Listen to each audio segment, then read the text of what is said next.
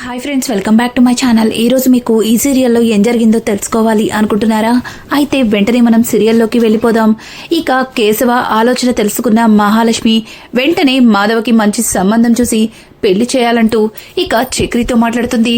చక్రి అయితే మంచి సంబంధం రెడీగానే ఉంది, కాకపోతే వాళ్ళకి కాస్త జాతకాల పిచ్చి. ఇప్పుడు మాధవ్ అనే జాతకాన్ని ఎక్కడి నుంచి తీసుకొస్తాం అని చెప్పడంతో ఇక వెంటనే మహాలక్ష్మి అది సుపుత్రుని అడిగితే తెలిసిపోతుంది కదా అంటూ ఇక మహా మాట్లాడుతూ ఉంటే ఆ మాటలకి చక్రి గట్టిగా వెటకారంగా నవ్వుతూ, ఎవరి గురించి ఏం మాట్లాడుతున్నారు? ఆ తాగుబోతు నారాయణ మా జాతకాలని కూడా రాయిస్తాడంటారా?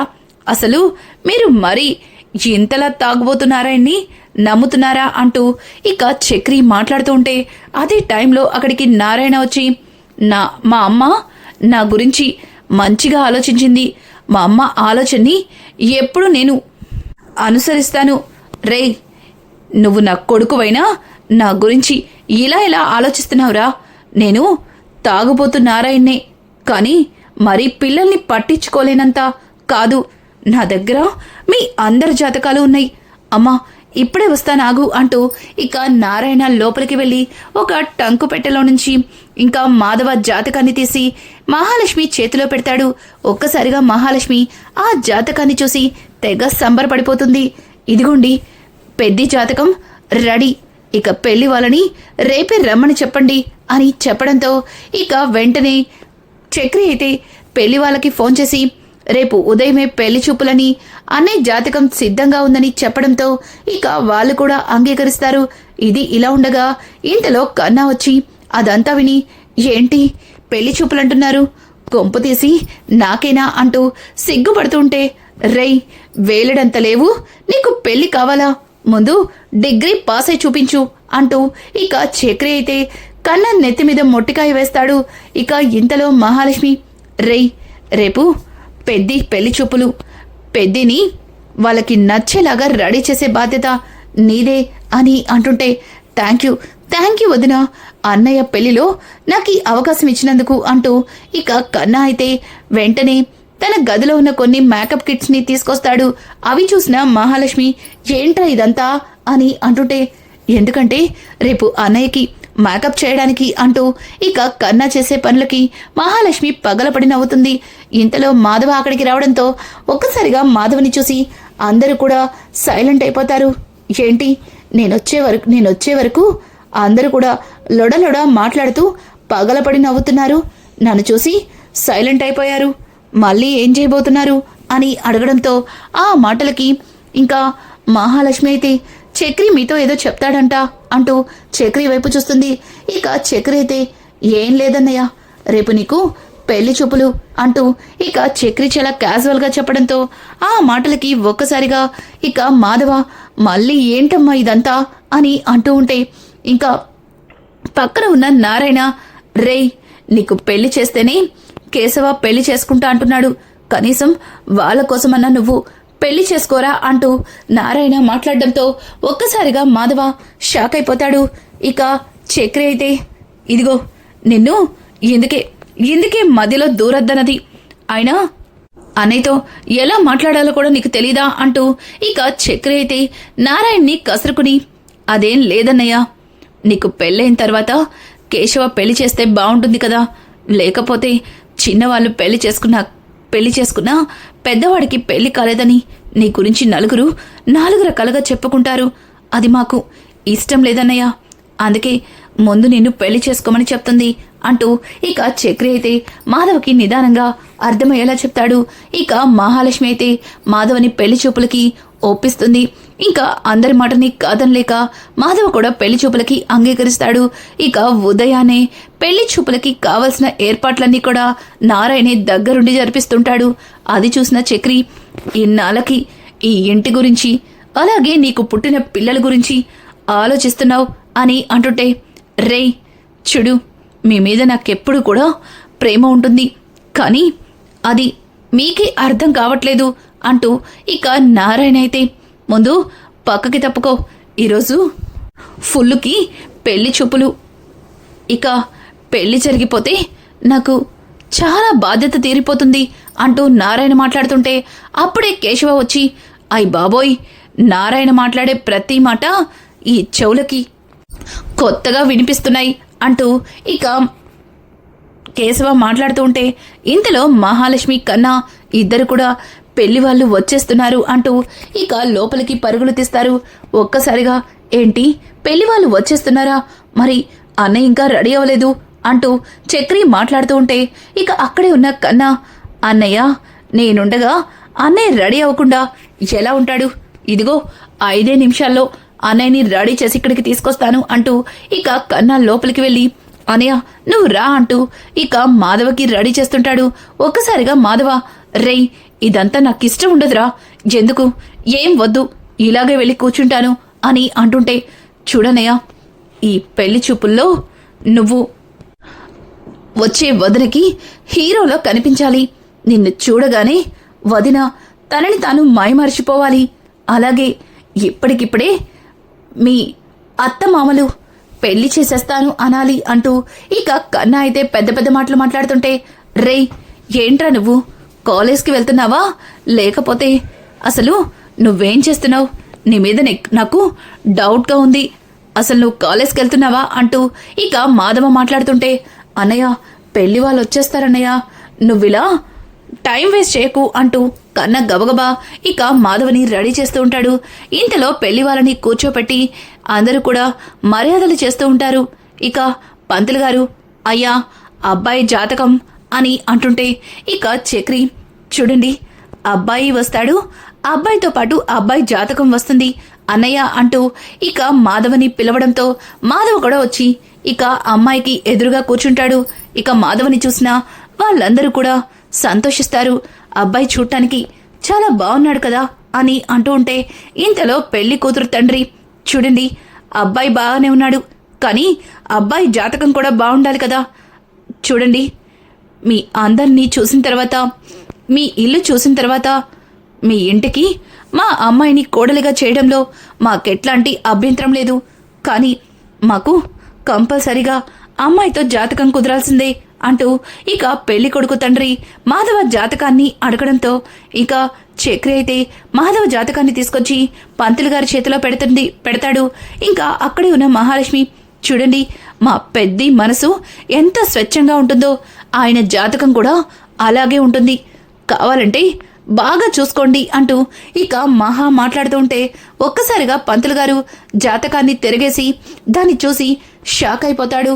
ఇంకా నారాయణ అయితే, ఏంటి పూజారి గారు, మా పెద్దోడి జాతకం చూస్తే నోటి నుంచి మాట రావట్లేదా, మరి ఎవరి కొడుకు అనుకుంటున్నారు, ఆ నా కొడుకు, వాడు మనసు ఎలాంటిదో వాడి జాతకం కూడా అలాగే ఉంటుంది అంటుంటే ఇక పెళ్లి కొడుకు తండ్రి ఏం మాట్లాడరేంటి అని అడగడంతో ఇక పంతులు గారు, చూడండి ఈ జాతకస్తుడికి అసలు పెళ్లి యోగమే లేదు, పైగా ఈ జాతకస్తుడు ఎక్కడ ఉంటే అక్కడ ఆ ఇంట్లో పెళ్లిళ్ళు జరగవు, ఇతని వల్ల ఇతని వెనుకున్న అబ్బాయిలకి కూడా పెళ్లిళ్ళు కావు, ఒకవేళ పెళ్లి అయినా వాళ్ళ కాపురం సవ్యంగా నడవదు అంటూ ఇక పంతులు గారు చెప్పిన మాటలకి ఒక్కసారిగా మాధవకి దిమ్మ తిరిగిపోతుంది.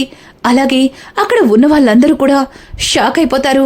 ఇక నారాయణ అయితే, ఏయ్ ఏం మాట్లాడుతున్నావు, నీకసలు జాతకాలు చూడటం వచ్చా, నువ్వసలు పంతులువేనా అంటూ ఇక నారాయణ అయితే ఆయన మీద కోపడుతుంటే, చూడండి ఆయన చాలా పెద్ద పండితులు, ఆయన్ని అంత మాట అని అవమానిస్తారా, చూడండి ఇట్లాంటి జాతకస్తుడిని ఇంట్లో పెట్టుకుని మిగతా మగపిల్లలకి కూడా పెళ్లిళ్ళు చేయకుండా ఉంచుకున్నందుకు మిమ్మల్ని అనాలి, అయినా నీ వల్ల నీ తమ్ముళ్ళకు కూడా ముప్పుంది, ఈ ఇంటికి కోడలుగా వచ్చిన ఆ అమ్మాయి జీవితం కూడా సవ్యంగా ఉండదని నీ జాతకంలోనే రాసుంది, అందుకేనేమో నీ రెండో తమ్ముడికి పెళ్ళైనా ఇంతవరకు భార్యతో సఖ్యతగా లేడు అంటూ ఇక వచ్చిన వాళ్ళు మాధవని దుమ్మెత్తిపోసి అక్కడి నుంచి వెళ్ళిపోతారు. ఒక్కసారిగా మాధవ ఆ మాటలు విని అక్కడికక్కడే కుప్పకూలిపోతాడు. ఇక మాధవని చూసిన అందరూ కూడా అన్నయ్య అన్నయ్య అంటూ ఇక బాధగా మాధవ దగ్గరికి వెళ్తారు. ఒక్కసారిగా మాధవ ఇక అక్కడి నుంచి లేచి ఒక కుర్చీలో కూర్చుంటాడు. అలాగే కన్నా అయితే మాధవకి మంచినీళ్ళు తీసుకొస్తాడు. ఇంకా మహాలక్ష్మి అయితే, పెద్ది ఇప్పట్లో కూడా ఈ జాతకాలు అవి ఉంటాయా? నువ్వవేం పట్టించుకోమాకు, వాళ్ళు జాతకాల పిచ్చోళ్ళ ఉన్నారు అని అంటూ ఉంటే ఇక మాధవ్ కూడా వాళ్ళ దగ్గర ఏం మాట్లాడకపోయినా తన మనసంతా కూడా ఇక పూజారి గారు చెప్పిన మాటలే గుర్తుకొస్తూ ఉంటాయి. ఇంకా మాధవ అక్కడి నుంచి లేచి తన గదిలోకైతే వెళ్ళిపోతాడు. ఒక్కసారిగా చక్రి, ఏంటండి ఆ పంతులు అంత మాట అన్నాడు? అన్నయ్య జాతకం చూసి మరి అంత నీచంగా మాట్లాడాడు.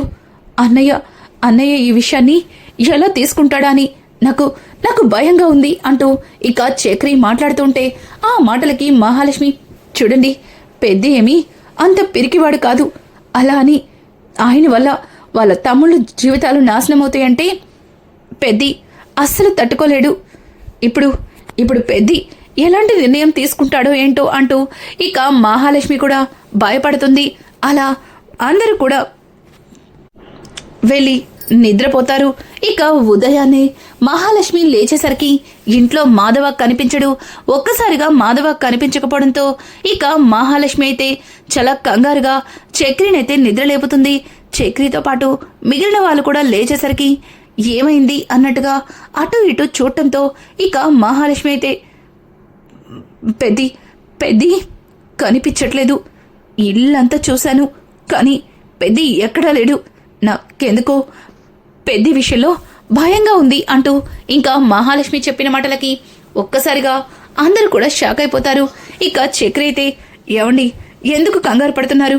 అన్నయ్య పాలు తేయడానికి వెళ్ళుంటాడు అని అంటుంటే ఇక అప్పుడే నారాయణ, రేయ్ క్వార్టరు నాకు టీ అని చెప్పు అంటూ ఇక బయట నుంచి నారాయణ మాట్లాడుతుంటే, ఏంటి అన్నయ్య పాలకెళ్ళుంటాడు ఇంకా రాలేదు అని అంటుంటే, ఏంటి పెద్దోడు పాలకెళ్ళాడా? లేదే, నేను సెంట్రల్ నుంచే వస్తున్నానే, పెద్దోడు ఎక్కడ కనిపించలేదు అని చెప్పడంతో ఒక్కసారిగా అందరూ కూడా షాక్ అయిపోతారు. ఇంకా మాధవకి ఫోన్ చేయడంతో మాధవ ఫోన్ స్విచ్ ఆఫ్ వస్తుంది. ఇక మాధవ ఫోన్ స్విచ్ ఆఫ్ రావడంతో ఇంట్లో వాళ్ళకి మరింత భయం పట్టుకుంటుంది. ఇక అందరూ కూడా తలా వైపు వెళ్ళి ఇక మాధవ కోసం వెతకడం మొదలు పెడతారు. ఇంకా వాళ్ళకి తెలిసిన ప్రతి ప్లేస్కి వెళ్ళి మాధవ కోసం ఎంక్వైరీ చేస్తారు. కానీ ఎక్కడ కూడా మాధవ కనిపించకపోవడంతో ఇక చక్రి ఒక్క క్షణం పిచ్చివాడిలాగా మారిపోతాడు. ఒక్కసారిగా చక్రిని చూసిన మహాలక్ష్మి, ఏమైందండి, ఏమైంది, పెద్ది కనిపించాడా అని అడగడంతో, లేదు అన్నయ్య కనిపించలేదు. నిన్న ఆ పూజారి గారు చెప్పిన మాటలు విన్న తర్వాత అన్నయ్య ఎలాంటి నిర్ణయం తీసుకుంటారా అని నాకు భయంగా ఉందండి. ఇన్ని రోజులు అన్నయ్య ఉండడం ఏం తెలియలేదు, కానీ ఒక్క పూట అన్నయ్య లేకపోవడం నేను తట్టుకోలేకపోతున్నాను. అన్నయ్యకేం కాదు కదా అంటూ ఇక చక్రి అయితే పిచ్చివాడిలాగా ఏడుస్తూ ఉంటాడు. ఒక్కసారిగా మహాలక్ష్మి చక్రిని అట్లాంటి పరిస్థితుల్లో చూసి ఇక బాధపడుతుంది. ఇంతలో కన్నా కేశవ కూడా వచ్చి అన్నయ్య ఎక్కడా కనిపించలేదని ఇంకా భయంతో వాళ్ళు కూడా ఏడుస్తూ ఉంటారు.